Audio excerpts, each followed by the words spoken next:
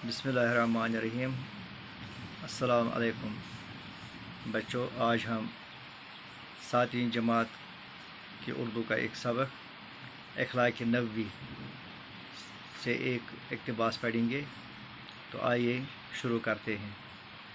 ایک دفعہ وسلم نے زید بن سعنہ سے 80 مسکال سونا اس شرط پر لے کر ایک بدوی کو دے دیا کہ وہ مقررہ وقت پر اس کے بدلے میں کھجوریں دے دیں گے۔ ابھی مقررہ وقت میں 2-3 دن باقی رہ گئے تھے کہ حضور صلی اللہ علیہ وسلم ایک جنازے کی نماز پڑھا کر اپنے رفیقوں کے ساتھ ایک دیوار کے پاس تشریف رکھے تھے۔ زید نے حضور صلی اللہ علیہ وسلم کے کرتے اور چادر کے پلوؤں کو کھینچتے ہوئے نہایت بدمزاجی اور سختی سے قرضہ ادا کرنے کو کہا۔ حضرت عمر رضی اللہ تعالیٰ عنہ نے کہا، او خدا کے دشمن، کیا بکتا ہے؟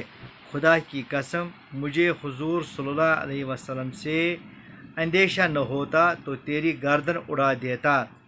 پیکر اخلاق حضور صلی اللہ علیہ وسلم نے حضرت عمر کو سمجھایا، ایسے موقع پر تمہیں چاہیے تھا کہ ایک طرف مجھے حسن و خوبی سے اس کا قرض ادا کرنے کو کہتے اور دوسری طرف اس شخص کو بہتر طریقے سے تقاضا کرنے کی نصیحت کرتے۔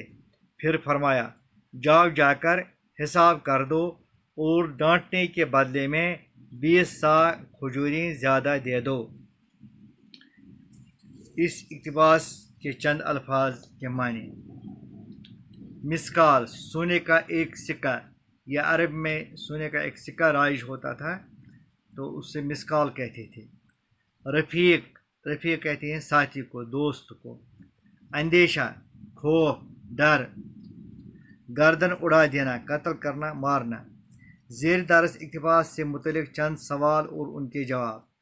سوال: حضور صلی اللہ علیہ وسلم نے 80 مسکال سونا کس سے لیا؟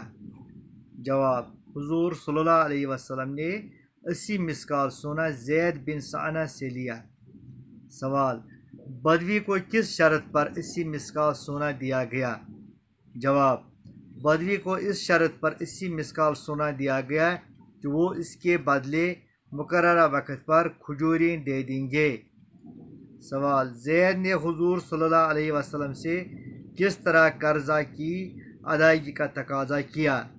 جواب: زید نے حضور صلی اللہ علیہ وسلم سے نہایت بد مزاجی اور سختی سے قرضہ کی ادائیگی کا تقاضا کیا۔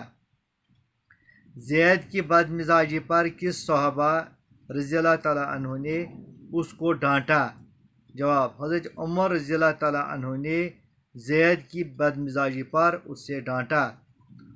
سوال: حضور صلی اللہ علیہ وسلم نے زید کو ڈانٹنے کے بدلے میں کیا دینے کو کہا؟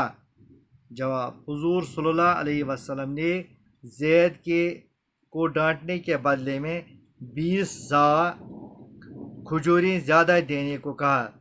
اس طرح دیکھا بچوں آپ نے کہ حضور صلی اللہ علیہ وسلم کے اخلاق کتنے بلند تھے کہ